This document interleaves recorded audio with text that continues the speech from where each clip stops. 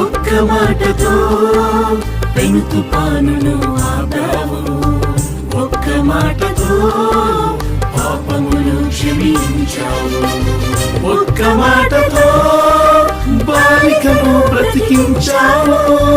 ఒక్క మాటతో బాలికను బ్రతికించావు.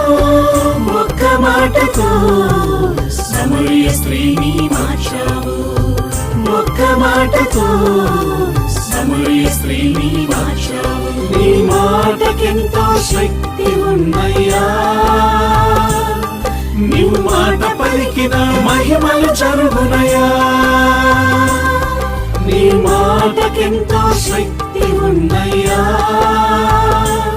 నీవు మాట పలికిన మహిమలు జరుగునయ్యా. యేసయ్యా